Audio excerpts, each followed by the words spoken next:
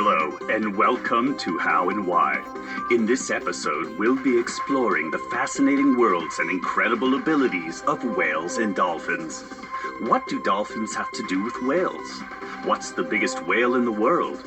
Why do humpback whales sing so beautifully? And why do dolphins sometimes do unexpected things, such as rescuing drowning people? You already know Theo, Tess, and Quentin. They're the ones to turn to when it comes to discovering the exciting world around us. The three of them have their eyes and ears everywhere and are always on adventurous expeditions. Yeah, adventure and action. That's just the thing for me. Tess, our red exclamation mark, is very brave, a real daredevil. But she actually really wants to be a pop star. La la la la la! Please, stop, Tess. It's deafening me. Theo, the blue question mark, isn't exactly a fan of his friend's musical talents. He'd rather be out exploring, and he apparently knows everything. Yeah, so, scientific research has shown us that it's It's what? It's time to start now. Wait, we can't forget Quentin. The yellow dot really likes joking around, hopping and rolling around his two friends. And, best of all, he can turn himself into anything. Theo, it's my turn now. I want to go again. I'm thinking of a question now. Okay, but you do realize, no matter what you ask, I'll definitely know that, well, most likely. I can ask difficult questions too. Even a super brain won't be able to answer that quickly. I can make it really difficult. So, well, now it's getting exciting. What's the strongest animal in the world? You probably mean animals that are alive now, right? Of course. You'll never get this one, Theo. It's, this one's pretty easy. The elephant. The elephant is big and heavy, and it's strong. It can even lift tree trunks. So my answer is the elephant is the strongest animal in the world. Wrong, Theo. That was so wrong. It's the snail. Obviously. It's so strong. It can even carry a house on its back. See? A house on its A back. snail? Oh no, Tess. Joke questions aren't allowed. Yes, they are. It's your turn. Oh, I love quizzes. Ask me something. What's the biggest animal in the world? The biggest. Oh, that's easy peasy, super easy. It's the elephant. The African elephant with the big ears. I know that because, never mind. I just do. Tell me I'm right. Of course I'm right. Elephants are massive. Unfortunately, it's not the elephant. It's the blue whale. Oh, the blue whale.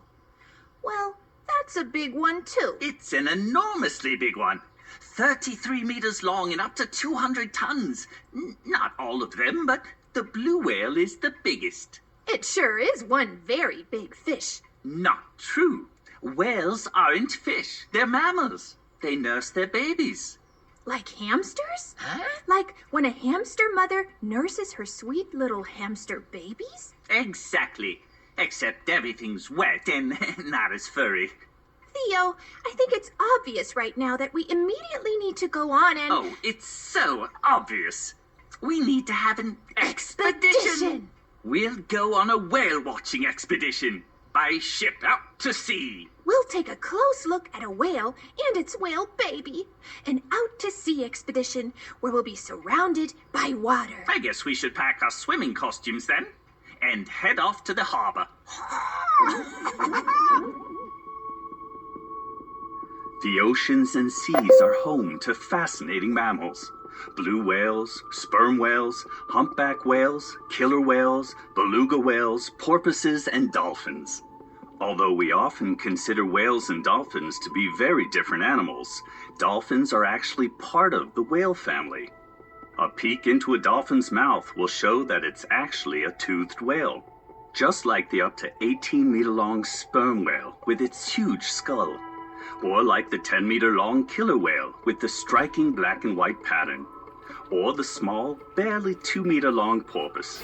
All of these whales have teeth in their mouths. Other whales, like the blue whale, humpback whale, or the North Atlantic right whale, are born without teeth. Instead, they have baleen plates that they use to filter their food out of the water. Whether toothed whales or baleen whales, the animals are closely related, and they're all mammals. Whales aren't fish, even though they seem fish-like when you first look at them. They don't have gills to filter oxygen from the water like fish do. Whales must regularly resurface from underwater to breathe air. They can be observed from a boat as they come up to breathe, blowing out the stagnant air and inhaling fresh air. So, we'll head out then, okay? Oh yeah, let's do that. And I'll keep an eye out for any surfacing whales blowing air. I'll watch the left side, and Quentin, you look on the right side. A little further over there. Yeah. Please, only use nautical terms on my ship. The sides of the boat are called port and starboard. Aye, Captain. I'll look over there. Which side is which? I'm going to look over that way. In the direction of travel, left is port and right is starboard. You're looking to port. Nautical terms. Why does he always make things so complicated? I'll just look from my side. That's all I need to know. What are you babbling about? I just said I think you're an excellent captain. And he is, really. I like sailing around with Theo. I think I see something. No, it's nothing. What?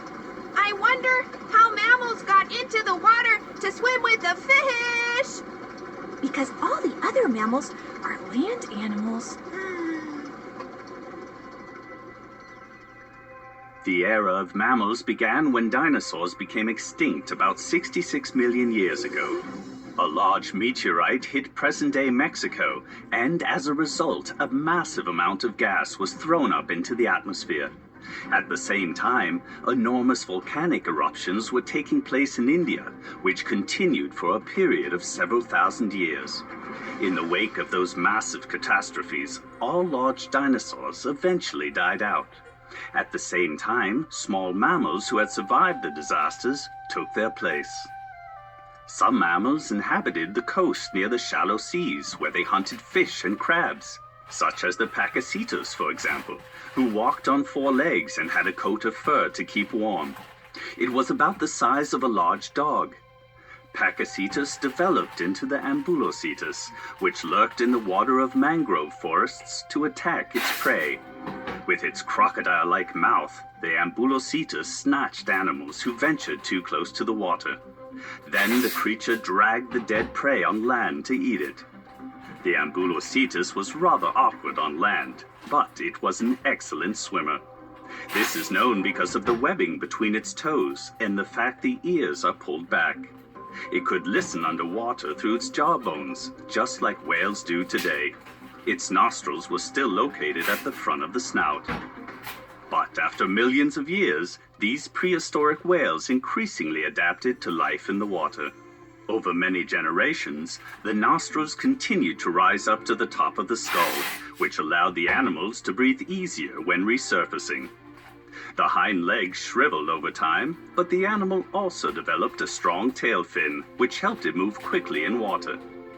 The front legs developed into pectoral fins. The marine mammal's fur disappeared completely and was replaced by a smooth, elastic skin. The ears receded and its sense of hearing transformed to underwater hearing.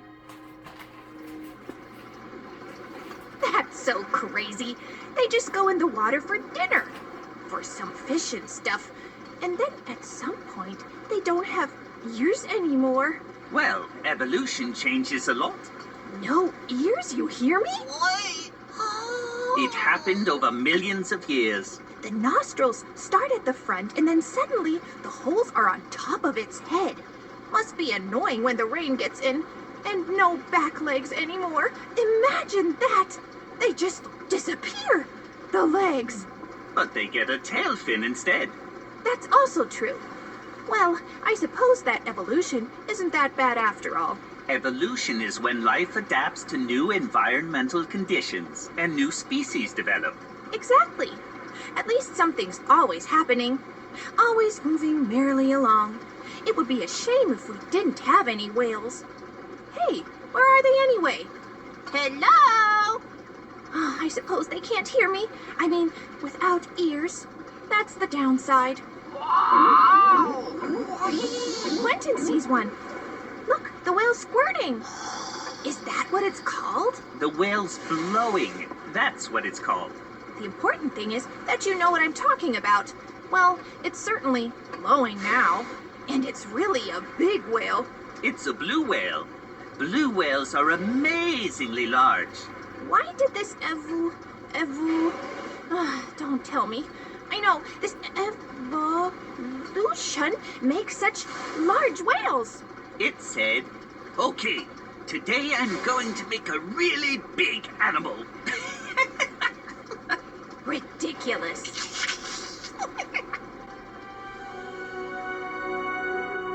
The blue whale can grow up to 33 meters long. It's the largest animal ever to have lived on the planet. But other whales are also incredibly large. The fin whale grows up to 25 meters long, and the humpback whale can reach up to 15 meters. The thick blubber, the fat layer under the skin, keeps the whales warm. The thick layer of fat, the comparatively light bone structure, and the enormous size are adaptations to a life in the ocean. The buoyancy of the water carries the animals and makes them almost weightless. They can move effortlessly and swim elegantly. It's particularly interesting to note that only the largest whales are toothless baleen whales, which are animals that don't hunt and can't defend themselves by biting. The baleen whale's enormous size alone protects it. The bigger an animal is, the fewer natural enemies it has. I'd better turn off the engine. It's doing it again. Oh, wow. What can I say? Wow, that's so high. The blue whale can blow up to 12 meters high. No other animal can blow higher. Not even me. Just joking. I'm not a whale. Not even a really, really small one. I have different strengths. Intelligence. Brilliance, sure. I think it's fair to say I just breathe without thinking about it. The blue whale is so big that its huge body can only be seen completely from the air. From a boat, you can often only see the blast after surfacing, a bit of the back, and afterwards the tail fin, just before the whale dives down again. The tail fin can be as wide as 4.5 meters. Marine biologists and whale researchers recognize the whale species by the shape of both their spout and tail fin. Baleen whales have 2 separate blowholes. In all the toothed whales, the original 2 blowholes have grown together to form one. The blowholes are located at the top of the head and closed by a muscle, so no water gets into the lungs during a dive. As it surfaces, the blue whale opens its breathing holes and forcefully exhales. The spout is a cloud of warm and steamy air that condenses into a cloud of mist in the cold air outside. What now? What's happening now? Now the back fin comes up. The tail fin or fluke. Oh, wow, I can't believe it. I just can't believe it. It's so big and so beautiful. A beautiful fluke of nature.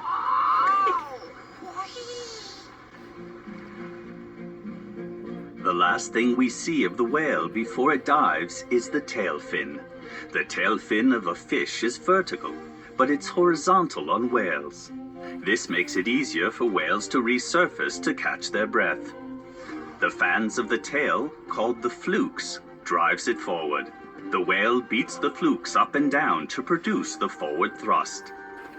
The whale controls in which direction it swims with its 2 pectoral fins, which are also called flippers.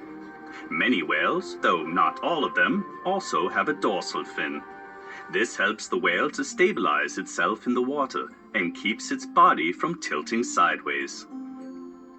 Whales don't have scales, but rather smooth skin. Depending on the speed at which they are swimming, their skin can produce extremely fine grooves, which weakens water turbulence with the water flow along its body. That's why whales have so little resistance in the water, allowing them greater speed. Bottlenose dolphins, for instance, can swim up to 50 kilometers per hour. Is that really fast or just a little fast? It's crazy fast in the water. That's 27 knots. That's extremely fast. I want whale skin too, so I can whoosh through the water. And then you'd also need blubber. What would I need? Blubber. That's lard. Whales are warm-blooded animals, meaning they always maintain their body temperature regardless of how cold their environment is. This takes a lot of energy, especially when the body's surrounded by cold water. The blubber keeps the heat within the body and prevents it from escaping through the skin. Even though whales and dolphins look completely different from humans, they do have the same major organs. The lungs bring vital oxygen from the air into the bloodstream. The heart pumps the blood with its oxygen and nutrients through the body. By the way, a blue whale's heart is as big as a small car because it has to pump a huge amount of blood through that massive body. And, just like humans, the stomach and intestines get nutrients from the food. The toothed whales have an additional organ, which helps them orientate themselves and find prey in the water. This organ is part of the sonar system, which works like the echo sounder on a ship or submarine. Aha, sonar system. Echo sounder. How does that work? It's like shouting. I shout, and if something gets in the way, it throws the the sound right back. And I hear it as an echo. Echo? Like in the mountains? Exactly. But not in the mountains, in the ocean. If something's far away, the echo takes longer to return. That's how the whale knows. Aha! Something's there.